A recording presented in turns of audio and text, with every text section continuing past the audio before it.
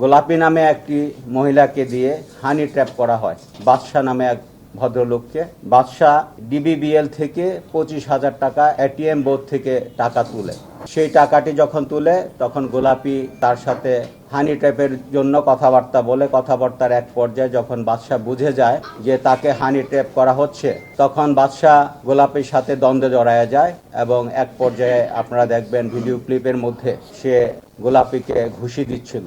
যখন গোলাপীকে 2টি ঘুষি দিল, এর মধ্যে পিছন থেকে আগের থেকে উৎপেতে থাকা গোলাপীর যে সহচর আরো 6-7 জন চাপাতি হাতে এই বাদশাকে পিছন থেকে কূপ দিতে থাকে।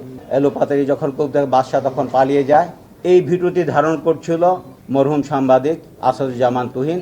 তিনি বসে এই ভিডিও যখন ধারণ করছিল, তার এই ভিডিও ধারণটি এই ক্রিমিনালরা দেখে ফেলে। ক্রিমিনালরা যখন বুঝে যায় তাদের এই ক্রাইমটি প্রচারিত হয়ে যাবে, তারা চিহ্নিত হয়ে যাবে, তখন এই আসাদুজ্জামান তুহিনকে সার্চ করে এবং বলে তাকে ভিডিও ডিলিট করতে হবে, তাদেরকে প্রেসার করে এবং তার সাথেও বাগদণ্ডে ধরিয়ে যায়। এক পর্যায়ে তাকেও তার উপরও আক্রমণ চালায়। সে দৌড়ে গিয়ে একটা মুদির দোকানে যায়, সেখানে গিয়ে তাকে উপর কুপিয়ে হত্যা করে। আমরা এই হত্যার নিন্দা জানাই এবং আমরা এটির জন্য পুলিশ প্রশাসন থেকে আমরা সত্যি এটির জন্য আমরা খুবই দুঃখিত।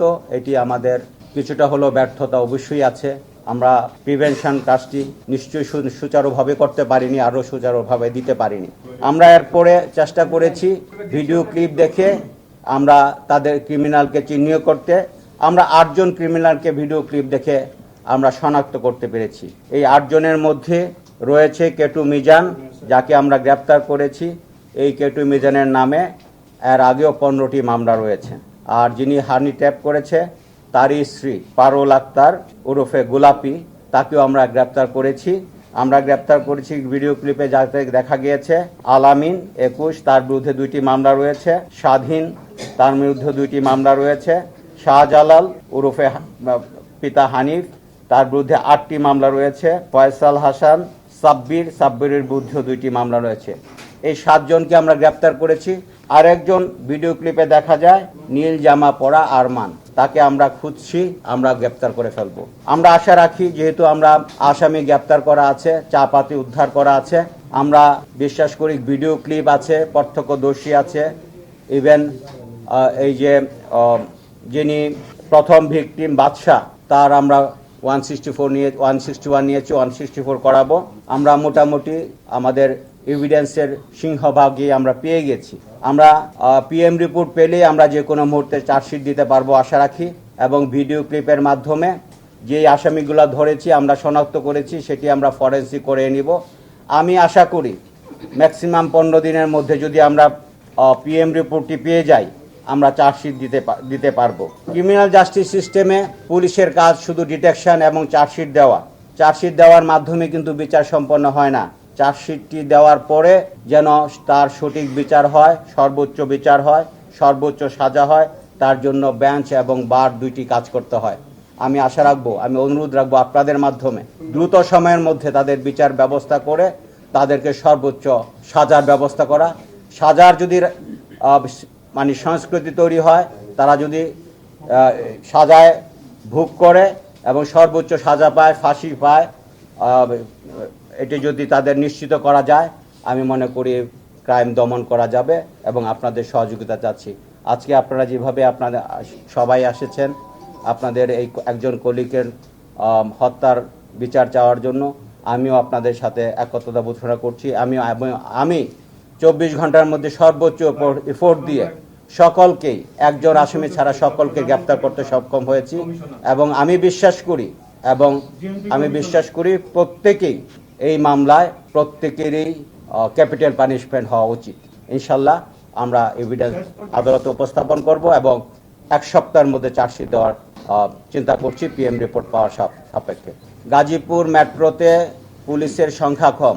আপনি অবাক হবেন, কাশিমপুর এবং কোনাবাড়িতে 14,000 মানুষের জন্য একজন পুলিশ। তার মানে আমাদের গাজীপুরে পুলিশের স্যাংশন আছে 1165 জন। আর গাজীপুর মেট্রো কিন্তু ঢাকা মেট্রো হলো 304 বর্গ কিলোমিটার, গাজীপুর মেট্রো 329 বর্গ কিলোমিটার। গাজীপুরে আপনারা জানেন একটি ইন্ডাস্ট্রিয়াল বেল্ট, অনেকগুলা ইনস্টিটিউশন আছে, অনেকগুলা বিশ্ববিদ্যালয় রয়েছে, আর এখানে অনেক ফ্লোটিং লুক আছে। শুধুমাত্র চৌরাস্তায় প্রতিদিন মিনিমাম 4 লাখ লোক আসা যাওয়া করে চৌরাস্তার উপর দিয়ে। তো এত বড় একটা ঘনবসতি জায়গা, যেখানে বন রয়েছে, যেখানে পরিত্যক্ত ইন্ডাস্ট্রি রয়েছে, যেখানে ঢাকা শহরের থেকে 25 বর্গ কিলোমিটার বড়, সেখানে মাত্র 1165 জন পুলিশ দিয়ে আমরা কাজ করছি। এটি আমাদের জন্য খুবই কষ্টদায়ক হয়ে যাচ্ছে। আমরা চ্যালেঞ্জের ব্যাপার হয়ে গেছে। আমরা আরও 2100 পুলিশ পাওয়ার জন্য, 2100 ফোর্স পাওয়ার জন্য একটি ফাইল মন্ত্রণালয়ে রয়েছে। এই ফাইলটি যদি আসে আমরা অবশ্যই আরও ভালো কাজ করতে পারবো। এই 5ই আগস্টের পরে অনেকগুলো ইন্ডাস্ট্রি বন্ধ হয়ে গেছে। এখানে যে শ্রমিক শ্রেণী লোক যখন তার পেটের ভাত, তার খাদ্য জোগাড় করতে পারেনি, তখন সে পেট যখন খালি থাকে তখন তার হুঁশ থাকে না। এই নিম্ন শ্রেণীর লোক তখন রাস্তায় সে ছিনতাই বা অন্য কিছুতে বেরিয়ে যায়। এটিকে রক্ষা করা, যে কোনো জায়গায় আপনি যখন কর্মসংস্থান বন্ধ হয়ে যায় তখন সেখানে ক্রাইম বেড়ে যায়, এটি স্বাভাবিক। তো আমরা ওই ইন্ডাস্ট্রি বন্ধ হওয়াটাকে একটি হুমকি মনে করছি, এবং এই 5ই আগস্টের পরে যে সকল ইন্ডাস্ট্রি বন্ধ হয়ে গেছে, সেই শ্রমিকরা যারা কর্মহীন হয়ে গেছে তাদের একটি অংশ এটিতে অংশগ্রহণ করছে।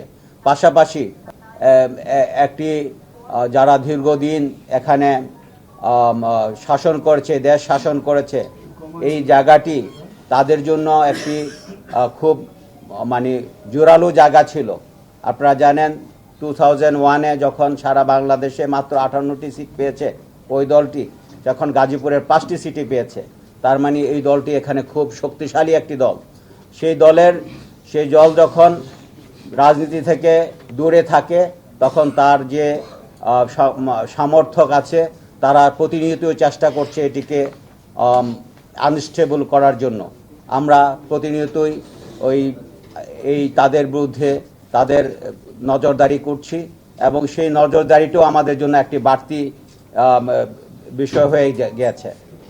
এইটি আমরা মোকাবেলা করতে গিয়ে দেখা যাচ্ছে যে ক্রাইমের প্রতি যে যতটুকু আমাদের মনোযোগ দেওয়ার কথা, এদিকে নজর দিতে গেলে দেখা যায় যে সেই নজরটুকু আমরা দিতে পারিনি।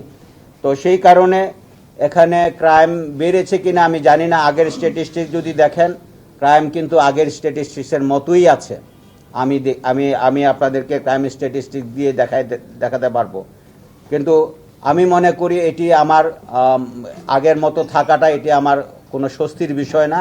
আমি এটিকে কার্ভ ডাউন করতে চাই, আপনাদের সহযোগিতায় আরও ভালো করতে চাই। এখানে ক্রাইম অবশ্যই এটিকে কার্ভ ডাউন করে মানুষের স্বস্তি ফিরে আনার জন্য আমি কাজ করতে চাই।